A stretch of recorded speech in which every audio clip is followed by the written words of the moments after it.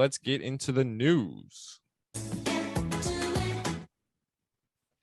Rookie running back from the Jaguars, Travis Etienne, suffered a Liz Frank injury and was placed on season-ending IR, making James Robinson the real RB1 there. How do you guys feel about James Robinson? I moved him as my 19th ranked running back. So he goes back into the RB2 range. He's going to be a target monster. Carlos Hyde's going to be there. I think Carlos Hyde steals some touchdowns, but. Did you move Carlos Hyde up as well then?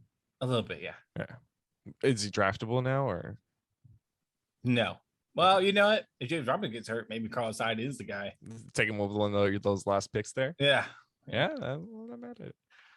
Adam Trautman is injured, his ankle, and he was expected to see a doctor, but no news has came out. So this is some wait and see. We got to just wait on more news. So stay tuned. Stay listening to the Fantasy Daydreamers. We'll catch you up whenever we hear more. The Patriots traded running back Sony Michel to the Rams. I think a lot of people saw the Rams wanted a running back. Sony Michel was not fitting in New England. How do you guys feel about this move, Keone? I think, because Henderson, I think, is still the number one back, but I'm maybe a little worried that it's not going to be as much as it was like where Todd Gurley was like the clear, like he was the clear sole back. But I think last year it was like there was kind of split the backfield, Henderson and I can't remember his name, Cam Akers. And so this might lead to more of that situation. So I think I put Henderson, I dropped him a little bit, but I still think he's the number one there. Yeah, me too. I think I agree with that. Dropped him a little bit, and I actually brought Sony Michel up a little bit coming from the Patriots to the Rams. Urban Meyer announced that Trevor Lawrence will be the week 1 starter in Jacksonville. And then Jacksonville traded quarterback Gardner Minshew to the Eagles. Ryan, how you feel about Gardner Minshew? Minshew mania on the Eagles, bro? No, I think he's going to be the second stringer or third stringer. That's what he's going for Joe Flacco. I don't think he's actually. They cut Nick Mullins, so I think they're going to have Jalen Hurts play, bro. I don't think they're worried about winning or losing.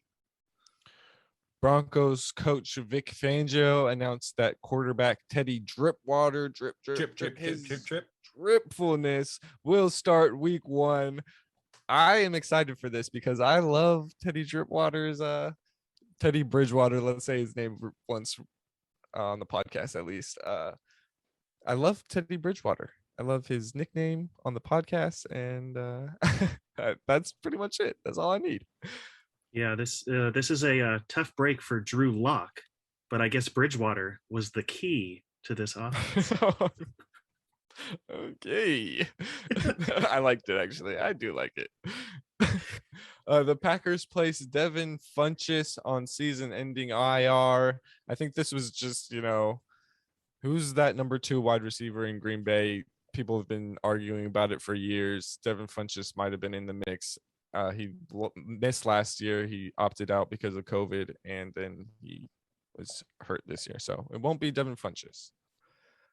Running back for the Ravens, J.K. Dobbins tore his ACL and is out for the season, moving Gus Edwards into that RB1 slot there. And so how do you guys feel about this? I think Lamar Jackson moves up a little bit for me, as he will probably get more rushing attempts and more rushing attempts inside the red zone near the goal line for sure. I have a feeling, this is great for Gus. Well, I'm sorry, it's not great for anyone, but Gus Edwards will get more touches. I just feel like they have to sign someone. I can't remember who said this on Twitter, but it was like J.K. Dobbins had 16 receptions last year. And then it was like Gus Edwards had 16 receptions his whole career. Like, if they want someone to catch the ball, it's not going to be Gus Edwards. That's what I'm saying. So I think they're going to sign it back. I know Harbaugh said that they are happy with their depth, but McVay said that same thing about Henderson, and then they traded for Michelle. So yeah, coach speak. Coach speak. Colts wide receiver T.Y. Hilton is expected to miss multiple weeks with a neck injury. He was getting old anyway, was injured a lot of last year. I mean, you just don't draft T.Y. Hilton anymore. I mean, you might have drafted him late if you like after the 14th round, I think, but a neck injury is a little scary, but it might mean Pittman could get off to a more like hot start. Who knows? Zach Pascal and Paris Campbell might be a thing now. Mo Alley Cox, the tight end there, might be a thing too. I mean, just those few extra targets going around. They did have tackle Sam Tevi. He suffered an ACL tear and went on season-ending IR. The Colts cannot catch a break, really. I mean, they kind of. The Colts got the former Eagles training staff. Yeah, bro. bro. They got Carson Wentz, bro. Carson Wentz went over there and took all the training staff with it, bro. With that bad juju, bro. Put that bad juju on it. Damn. I can't take it. I can't. I just can't keep. It's like every week. God. Yeah, it's something new for the Colts. Vikings tight end Irv Smith Jr. is expected to undergo surgery for a meniscus tear that should sideline him for the start of the season. They got rid of Kyle Rudolph. I think these targets just go to wide receivers. Yeah, this is the first time I heard this. This is actually really surprising. Oh, yeah, you should move him down in your rankings.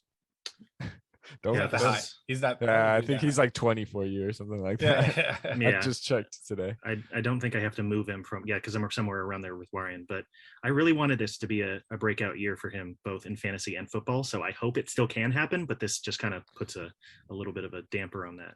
Yeah, I don't think he'll be out that long, but he is expected to miss the start of the season. So maybe he'll be back week 2, which won't hurt him too much. He could still be a streaming option throughout the season.